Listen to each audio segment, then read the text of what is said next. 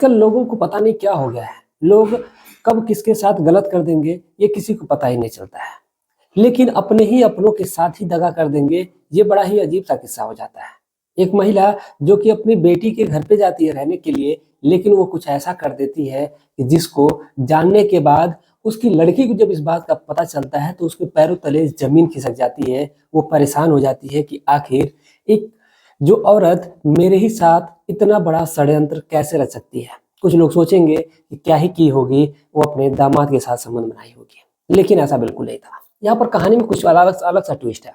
कहानी को आप ध्यान से सुनेंगे तो आपको पता चलेगा कि आखिर एक महिला किस हद तक गिर सकती है, किस हद तक वो जा सकती है एक रिश्ते को तोड़ने के लिए, एक रिश्ते को खराब करने के लिए। तो चलिए बिना देरी करते हुए कहानी की शुरुआत करते हुए जानते हैं कि आखिर ये पूरा मामला था कहाँ का, कहानी की शुरुआत कहाँ से होती है। नमस्कार, मैं अविनाश, क्राइम इंफॉर्मेशन सफर के एक नए एपिसोड में आज इस कहानी के साथ आप लोगों के बीच में आया हूँ। ये वाकई अपने आप में दिलचस्प है। कहानी की शुरुआत करूं उससे पहले विनम्र निवेदन है कि चैनल पे अगर आप नए हैं तो चैनल को सब्सक्राइब कर दें और अपनी राय कमेंट में जरूर लिखिएगा। हम आपकी राय को तमाम लिखे हुए हैं और इसको आप लोगों तक साझा करेंगे कि कौन कहाँ से हमारा भाई वीडियो देखता है, और आप अपनी राय दीजिएगा। अगर कोई कमी होगी हम में तो वो भी बताइएगा, मैं उसको सुधार करने की कोशिश करूंगा। चलिए कहानी की शुरुआत करते हैं। दरअसल कहानी की शुरुआत होती है लखनऊ जैसे नवाबों की नगरी से। दरअसल लखनऊ में रहने वाला एक परिवार होता है, जिस परिवार में एक औरत होती है जिसका नाम रजनी होता है, उसकी लड़की होती है जिसका नाम संजना होता है। वो अपने परिवार में खुश थे दोनों, यानी कि रजनी के जो पति होते हैं वो वहीं पर जॉब कर रहे होते हैं। किसी भी प्रकार की कमी नहीं थी, पैसे रुपए की कोई दिक्कत नहीं थी, सब कुछ इनके जीवन में सही चल रहा था। वक्त आगे बढ़ता है और वक्त के साथ साथ ये लोग भी आगे बढ़ जाते हैं। लेकिन एक दिन होता कुछ यूं है कि जो रजनी के पति हैं वो इस दुनिया को ही छोड़ करके चले जाते हैं। जब वो चले जाते हैं दुनिया को छोड़ करके तो फिर घर में माँ और ये उसकी लड़की दोनों अकेले पड़ जाते हैं। अब उनके पास कोई तीसरा सहारा नहीं था कि आखिर वो करे तो क्या करे, जाए तो जाए कहाँ। अब इसीलिए उनको बड़ा ही अजीब सा हो जाता है कहानी। अब धीरे धीरे वक्त गुजरता है, संजना की उम्र बड़ी होती है, संजना की पढ़ाई लिखाई में ठीक ठाक होती है। अब ऐसे जब वक्त आगे बढ़ता है तो संजना की जो पढ़ाई थी वो काफी अच्छी थी और उसने बैंकिंग की तैयारी करी। और बैंकिंग की तैयारी करने के बाद से वो एक बैंक में जॉब करने लगती है और लखनऊ में ही उसको जॉब मिलती है। लेकिन जो पहली जॉब होती है वो तो लखनऊ मिल जाती है, लेकिन फिर उसका ट्रांसफर हो जाता है और जब ट्रांसफर होता है तो वो चली जाती है मुंबई में। अब मुंबई में रहने लगती है। जब वो मुंबई में रहती है तो फिर कुछ समय बाद ही उसका जो मुलाकात एक लड़के से होती है, जिस लड़के का नाम संजय होता है। संजय जो कि दूसरी कंपनी में काम करता है, वो प्रतिदिन जब आता जाता था तो उसकी मुलाकात उसी लड़की से होती थी, यानी कि संजना से होती थी। संजना को देख करके संजय मन ही मन फिदा हो गया था। अब ये संजना और ये संजय ये दोनों एक दूसरे को दिल दे बैठते हैं, दोनों एक दूसरे से बातचीत करते हैं, प्रेम प्रसंग में डूबने लगते हैं और धीरे धीरे ये लोग इस कदर डूब जाते हैं कि इनको किसी चीज का एहसास ही नहीं होता है। अब ये दोनों लिविंग में रहने लगते हैं। जब कुछ समय बीतता है, जब ये लिविंग में रहने लगते हैं तो फिर लड़की को ये लगता है कि उसको अपनी माँ को ये बात बता देनी चाहिए। अब इसीलिए उसने अपनी माँ से ये बात बताई कि वो इसका एक दोस्त है जिसका नाम संजय है, वो संजय से बेइंतहा प्यार करती है और उसी से वो शादी करना चाहती है।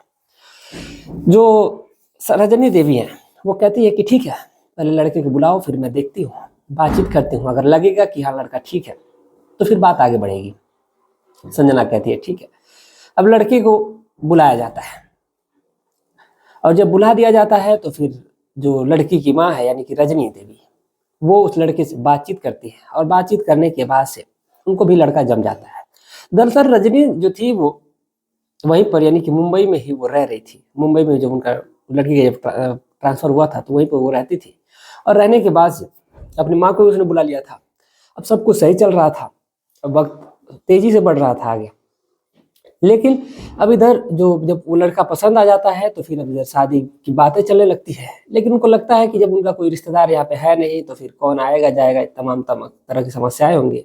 इसलिए उन्होंने पहले सोचा कि चलो कोर्ट मैरिज करते हैं। उन्होंने पहले कोर्ट मैरिज करा। रजनी ने ये जो संजना है रजनी की बेटी और संजना और संजय ने दोनों ने कोर्ट मैरिज कर लिया। फिर वो मंदिर में गया, मंदिर में बतौर रीति रिवाज से शादी हो गई और शादी होने के बाद फिर ये लोग अपना घर पे चले जाते हैं, जा करके रहने लगते हैं।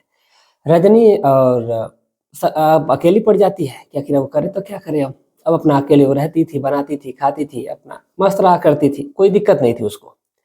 अब धीरे धीरे जब टाइम आगे बढ़ता है तो जो संजना है वो प्रोग्राम बनाती है अपने शादी के बाद हनीमून का, और वो हनीमून के लिए वो चली जाती है गोवा। अब जा करके घूम फिर के आती है, और फिर वो वहाँ से कई दिनों तक, लगभग उनकी ट्रिप थी, लगभग 20 दिनों की ट्रिप थी। वो इधर उधर घूमते हैं लोग, और घूमने के बाद से घर पे आते हैं, और फिर वो जा करके जिस रूम में ये लोग रहते हैं उसी रूम में रहने लगते हैं। फिर जब कुछ समय बीतता है, यानी कि लगभग 2 महीने का समय गुजर जाता है, तो फिर संजना को लगता है कि नहीं, अब घर खरीद लेना चाहिए यहीं पे, क्योंकि अब उनका यहाँ पर ही रहना होगा। तो इसीलिए संजना ने और संजय ने मिल करके घर खरीद लिया। घर संजना के नाम से रजिस्ट्री होती है, और वो लोग वहीं पर अब रहने लगते हैं। लेकिन संजना को इधर लगता है कि उसकी माँ जो है वो अकेली है घर पे, उसको भी यहीं पे बुला लेना चाहिए। अब इसीलिए संजना ने अपनी माँ को फोन किया और कहा कि माँ, अगर आपको कोई ऐतराज ना हो तो आप हमारे साथ ही आकर के रहें, हमें यहाँ पर कोई दिक्कत नहीं है। अब जैसे इस प्रकार की जब वो बातें करती है तो फिर बड़ा ही अच्छा लगता है उसको, उसकी लड़की को, कि उसकी जो बेटी है उसका ध्यान दे रही है। अब जैसे ध्यान की बात आती है तो फिर जो संजना है अपनी माँ से जिद करती है, लेकिन जो रजनी है वो मानती नहीं है। वो कहती है कि नहीं, मैं तुम लोगों के बीच में क्या करूँगी आकर के रह करके, मैं यहीं पे ठीक हूँ। लेकिन रजनी अपनी बेटी की बात को टाल भी नहीं सकती थी। अब इसीलिए वो उनके घर चली जाती है और जा करके वहीं पर अब रहना शुरू कर देती है। अब धीरे धीरे वक्त आगे बढ़ता है। दरअसल जो संजय होता है वो एक प्राइवेट सेक्टर में जॉब कर रहा होता है, और ज़्यादातर उसका जो जॉब था वो वर्क फ्रॉम होम ही था, वो घर पे ही रहा करता था। इधर जो संजना है वो अपना टाइम से तैयार होती तक, उसको 10 बजे तक बैंक पहुंचना होता था, वो 10 बजे तक बैंक पहुंच जाया करती थी। इधर घर में दामाद और सास दोनों अकेले रहते थे। ये संजय जो था वो लेट उठता भी था, और उठने के बाद से फिर इसकी सास ही इसको खाना पीना देती थी। अब धीरे धीरे इसकी सास यानी कि रजनी में और संजय में नज़दीकियां बढ़ती जाती हैं, और वो दोनों एक दूसरे के करीब आने लगते हैं। अब होता कुछ यूं है कि एक दिन जो रजनी है वो नहा करके बाथरूम से बाहर निकल रही होती है, और उसी दौरान जो संजय है वो भी नहाने जा रहा था। लेकिन जब रजनी देवी जो होती हैं वो तौलियों में होती हैं, और रजनी देवी के बदन को देख करके जो संजय है वो बौखला सा जाता है। वाकई जो रजनी का बदन था उसको देखने के बाद हर कोई इंसान पागल सा ही हो जाएगा।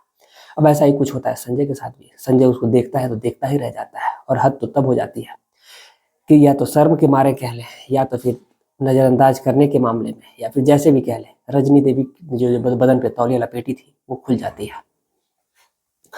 अब जैसे ही खुलती हैं वो गिर जाती हैं। अब वो पूरी तरीके से निर्वस्त्र है संजय के सामने। अब उनको समझ में नहीं आ रहा है कि आखिर करे तो क्या करे। वो जल्दी से उठती हैं और जल्दी से तौलिया को उठाती है, अपने बदन को ढकती हैं, और ढकने के बाद वहाँ से वो चली जाती हैं। संजय एकटक देखता ही रह जाता है, कुछ बोलता नहीं है। फिर वो जाता है बाथरूम में, नहाता है, नहा करके आता है, और आने के बाद से वो कहता है कि माँ जी आप तो बहुत ही खूबसूरत हैं। अब उसका बखान करने लगता है, और फिर वो नहा करके आता है तो सीधा कमरे में चला जाता है अपने सास के ही, और जा करके उनसे बातचीत करने लगता है, और फिर उनके नज़दीक जाने लगता है। कहता है कि मैं आपसे बेइंतहा प्यार करता हूँ। अब ये तमाम चीज़ बातें करता है। बातें करने के बाद ये उसी दिन से ये सिलसिला, ये दौर है जो शुरू हो जाता है, और वो दोनों एक दूसरे के आगोश में खो जाते हैं, एक दूसरे के साथ शारीरिक संबंध बनाते हैं, और बहुत ही ज़बरदस्त तरीके से ये लोग एक दूसरे के साथ संबंध बनाते हैं, और सिलसिला वहीं से शुरू होता है। अब जो संजय था वो संजना से यानी कि अपनी पत्नी से अब चिड़चिड़ा सा रहने लगा था। वो अपनी सास का ज़्यादा ख्याल रखता था, जो भी चीज़ें हुआ करती, ज़रूरत हुआ करती थी उनको दिया करता था। संजना अपना सुबह में 10 बजे चली जाती थी, तो शाम को कभी 7 बजे कभी 8 बजे आया करती थी, और दिन भर ये दोनों पति पत्नी की तरह अपने घर में रहते थे, यानी कि संजय और उसकी सास। अब ऐसे वक्त आगे बढ़ता है। फिर जो रजनी है, रजनी का ध्यान संजय की तरफ था और संजय का ध्यान रजनी की तरफ होता है।